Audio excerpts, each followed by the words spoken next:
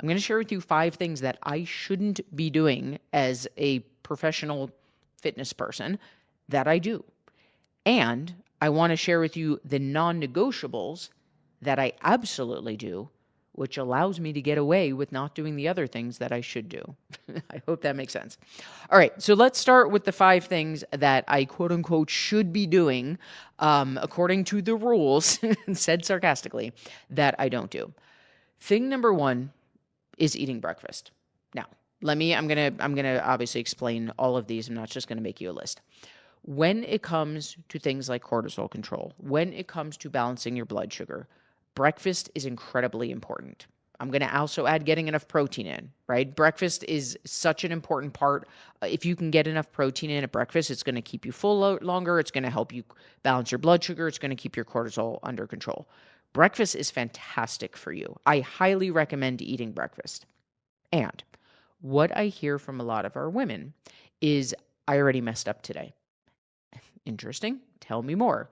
Well, I know I'm supposed to eat breakfast and I didn't eat breakfast. My day's ruined. Okay. If that were true, I'd be in a world of trouble, because if you've hung out, you hear me talk about this a lot. I have been trying to build the habit of eating breakfast for I don't know how many years now. I'm doing better. I'm at a point where I drink water before I drink coffee. I count that as a win.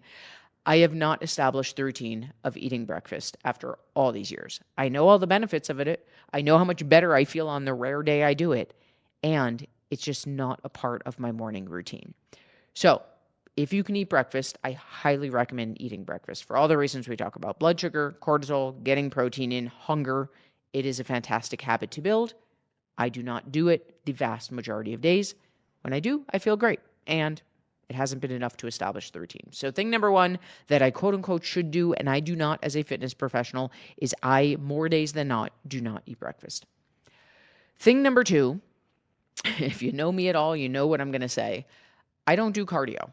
Now, there are periods of time where I will. I went through a couple months ago, I went through this solid 2 weeks where I did like 20 minutes of cardio every workout, and I actually kind of enjoyed it. On a general daily basis, I do not do cardio. It would benefit me to do some cardio. Cardio is great for your lungs. Cardio is great for your heart, right? There's lots of health benefits to cardio. I hate it. I personally hate it. And as my work schedule continues to get busier, as my calendar continues to get more packed, holding my gym time sacred is a non-negotiable for me. And expanding that gym time to also include cardio after my workout, that's not a non-negotiable for me. So if I know I have an hour and a half that I'm going to hold sacred for the gym, tacking another 20 minutes onto that to do some cardio is not a must for me, so I don't hold it sacred. I'll go through periods of time where it's like, we've been going out to eat a lot more, not feeling so great. I'll adjust my macros, most importantly, and then maybe I'll add a couple minutes of cardio in at the end. It is not something I do on a consistent basis. It would benefit me health-wise to do it. Getting a bit of cardio in, a 10-minute walk after meals, 15 minutes at the end of your weight training session, fantastic for your health. Highly recommend. I don't do it consistently. So I don't eat breakfast consistently. This is a great podcast episode. I'm just knocking myself. I'm sharing this, number 1, again, to validate, and number 2, because I'm going to share with you my non-negotiables of how I can get away with this stuff in a second. So I don't eat breakfast consistently. I don't do cardio consistently. Thing number 3 is alcohol. We all know alcohol is not the healthiest thing for us, and it can impact your body's ability to lose weight. And your girl loves a glass of whiskey now and then. So do I drink it every day? Absolutely not. Do I drink it consistently throughout the week? Absolutely not. Do I drink it every single weekend? Absolutely not. And most weekends, there will be one night at least where we go out to dinner. Maybe we do a wine tasting. Maybe I just have a glass of whiskey with dinner, whatever the case may be. Whiskey is not something that I want to give up. And I've gone through periods of life where I have. When I was heavy into boxing, I completely stopped drinking, because even if I drank on a Friday, I could feel it in my training on Monday, because that training was intense. It was very cardio heavy. I sweat more than I'd ever sweat in my life, and the pain pleasure principle kicked in. It was not worth it. So I found that I felt a heck of a lot better if I just stopped drinking. So I did. Now I don't feel it impacts my training as much. Can I feel it if I drink on a Saturday night and work out on a Sunday? Absolutely. Does my body feel inflamed because alcohol can lead to inflammation? Abso-freaking-lutely. That's the biggest way I feel it, is I feel puffy the next day. And pain pleasure principle, I still want to be able to go out with my partner, with my friends, have a drink on the weekends, so I choose to include some alcohol. I'm sure there will be periods of life, especially as I get older, where the pain pleasure will not be worth it, and I will cut back more. The more advanced in age I get, the less I drink. I'm sure that will continue to be true. For right now, it is not something that I've cut out completely. It is not great for my health. I feel puffy and inflamed the next day. There's not much good that comes from it, except in the moment I enjoy the experience. I monitor how much I drink. I'm not someone who's going out doing shots on the weekend. And a glass of whiskey now and then is something I enjoy. So I don't eat breakfast all the time. I don't do cardio as much as would benefit me. I still drink alcohol. If you are loving this video, you will love my deep dive training, how to fire up your metabolism in menopause and beyond. You can use the link below to reserve your seat, and I'll see you in there. Number 4 is one of my least favorite expressions in the health and fitness world. I will miss a Monday.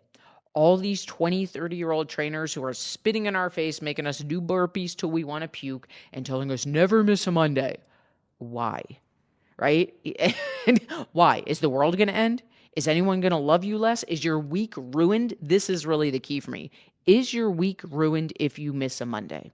In a second, when I tell you my non-negotiables, spoiler alert, workouts. I make sure that I get my weight training, and I'll talk about that more in a second. I know how many days a week I'm going to work out. I do not care what days I get them in. So do I feel better if I start the week off with a workout? Absolutely. And I think this is such a dangerous mindset of never miss a Monday, because then you miss a Monday and that leads to diet culture of, well, my week is already ruined. I'll start next week. I'll start next month. I'll start next year. And we never actually start. I don't care if you miss a workout. What I care about, or a Monday, what I care about is if you set, I'm going to work out come hell or high water this many days this week, get your days in. I don't care if it's Tuesday, Thursday, Saturday, Monday, Wednesday, Friday, does not matter. Yes, it is true that starting your week off on that foot probably feels great. And I think it is a dangerous mentality of setting yourself up for failure because the grandkids had soccer practice on Monday and God forbid we missed a workout. I do not buy into never miss a workout. I never have. I never will. I think it's dangerous. Number 5 is going to be the most obvious one. This is kind of a lame one, to be honest, but I'm going to put it in here because it encompasses everything we're talking about. I whole body reject diet culture. I whole body reject all in, all out thinking. I whole body reject black or white perfectionism. I think this is an industry that has set so many people, especially women, up for failure because we are so conditioned to believe this is good, this is bad, this is allowed, this is not allowed. I said I was going to work out 3 days this week. I only did 1. I've ruined it. I'll start again next month. You will never hit your goals that way. I'm going to be blunt about it because it's important. You will never hit your goals this way. I believe, I'm going to zoom out, bigger life statement, hashtag bigger life statement. I believe one of the keys to happiness, one of the keys to leveling up your life, one of the keys to success in business and life, in health and fitness and relationships is getting comfortable living in the gray, is getting comfortable living in the mess. And that is so wildly uncomfortable for most people because we don't practice it. I'm going to go down a rabbit hole here, and then I'm going to tell you my non-negotiables, but this is important. If you've read my book or if you've hung out here before, you've heard me talk endlessly about the fact that I was raised in such a black or white family, right? I share in my book my dad's favorite expression growing up. I played softball. My brother played baseball. You touch, you catch. Meaning if the tip of your glove can touch that ball, there is no reason that you cannot catch it. Meaning we are Frymans. We do not half-ass in this family. You touch, you catch, you do something, you do it whole body. That served me well in some areas. I have an insane work ethic thanks to my Fryman upbringing. And what I've learned as I've gotten older is that really held me back because it became a self-identity thing. If I don't know that I can do something 100%, I am not going to do it because who am I if I'm not doing it the best? That is a dangerous mindset. Do you know how many risks, do you know how much leveling up you miss out on because you are living in your little bubble of safety, in your little bubble of perfectionism. One of the keys to business success, to entrepreneurship, to life, to relationships, to health, to fitness is coming in with this mindset of, yeah, I have no idea what I'm doing. I'm going to suck at this in the beginning. This is going to be a hot mess express. This is probably going to be a little embarrassing. This is going to feel wildly uncomfortable. And on the other side of it, I am a smart, driven, intelligent woman. I will cross the sea of mess and I will get to the other side, the other shore. The humans who can do that are the humans who are most likely living the life of their dreams.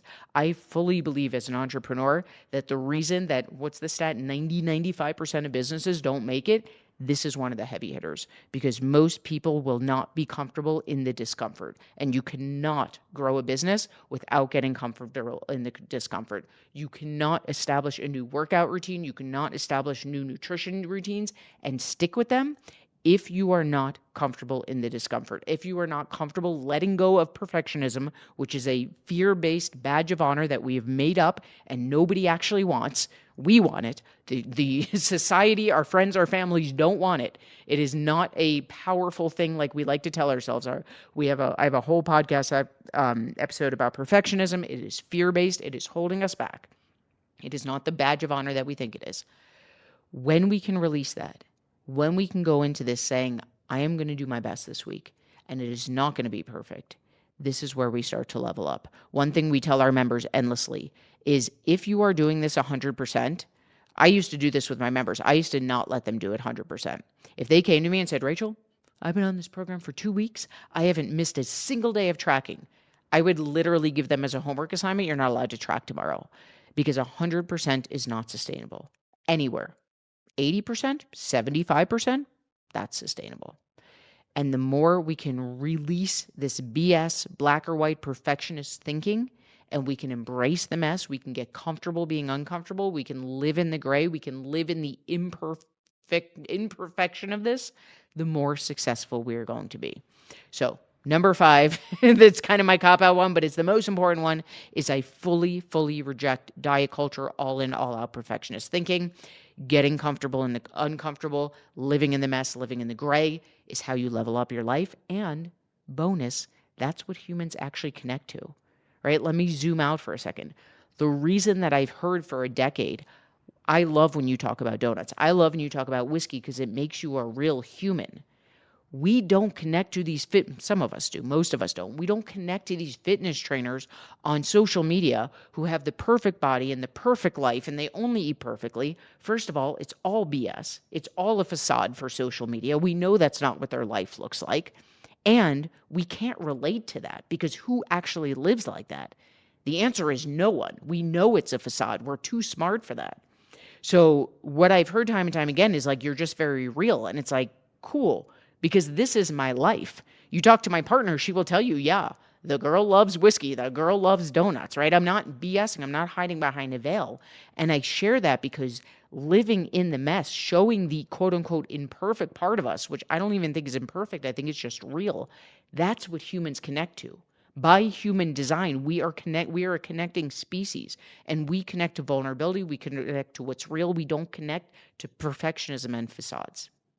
Okay, that was a big rabbit hole, but it's important. Now, I can get away with those things. I can get away with skipping breakfast. I can get away with not doing my cardio. I can get away with including alcohol. I can get away with missing a Monday is a different topic. I think get away with that.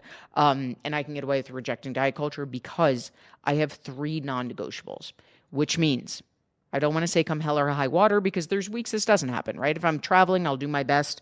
I'll look at hotel gyms, but I have, for the most part, 3 non-negotiables. Number 1 is nutrition. I don't track my food anymore. I tracked macros for years, for almost a decade. And now I eat intuitively. It is a non-negotiable that to the best of my ability that day, I am going to work to get the right number of calories, the right balance of carbs, fat, and protein into my body. Is it perfect?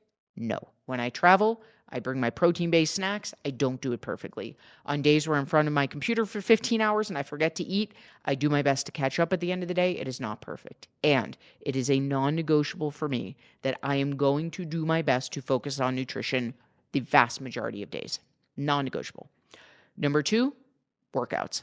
I work out minimum 5 days a week. Sometimes I put a bonus 6 day in there, but 5 days a week is my non-negotiable, and it is not perfect. In my workouts, I'm going to push myself. I don't ever go to the gym and just like kind of go through the motions. Like if I'm there, I'm in it to win it. I'm going to practice progressive overload, pushing my muscles to do what they can't yet do. I'm going to go hard. Some days hard looks different than others, right? Did I eat enough? Did I sleep enough? It's not always perfect, but I'm going to go in and give it my best for that day. Are there weeks I don't get 5 days a week in?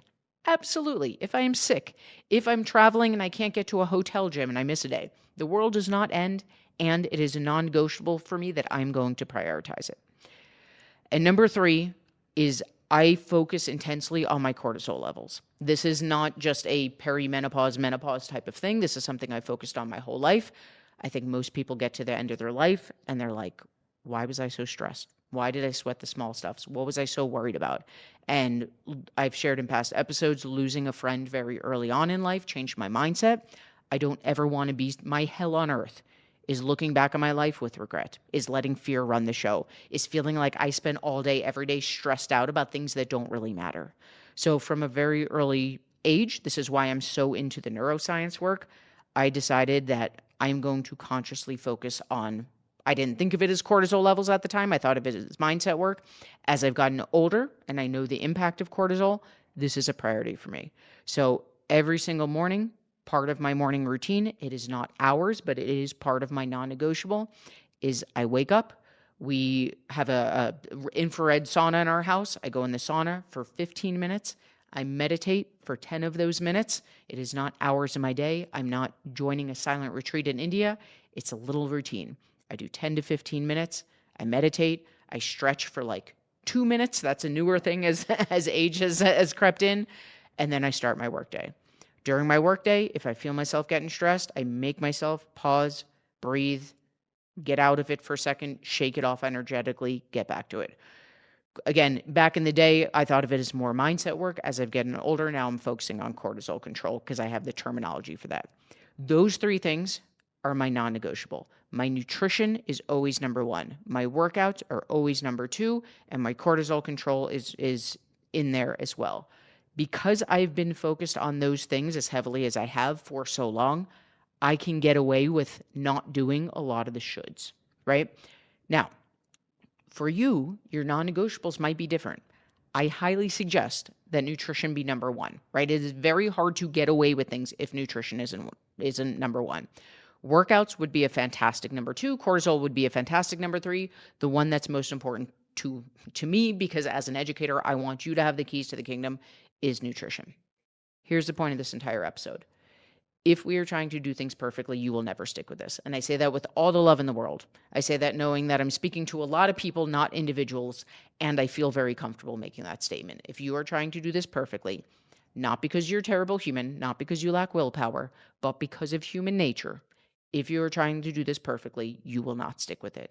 One of the keys to life and one of the keys to making this a sustainable lifestyle is getting comfortable in the uncomfortable, which for a lot of us means living in the gray, living in the mess, being comfortable doing this imperfectly. I don't see it as imperfect. I see it as sustainable. So maybe if it helps you, we change that word. Instead of I'm doing this imperfectly, I'm doing this in a sustainable manner. That might help your perfectionist mind if your mind is worried in a perfectionist manner. At the end of the day, I reject diet culture. It is not all or nothing. It is not black or white.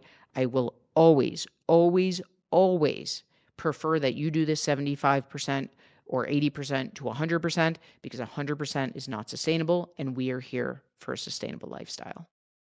Real quickly, if you are loving my content, I want to invite you to apply for a free one-to-one strategy session with my incredible all-female team. In your session, we'll talk about where you are, where you want to be, a game plan to bridge that gap, and see if one-to-one coaching is a fit. You can use the link in the description below or the first pinned comment to access the application. And then don't forget to check out this next video for even more help with your menopausal journey.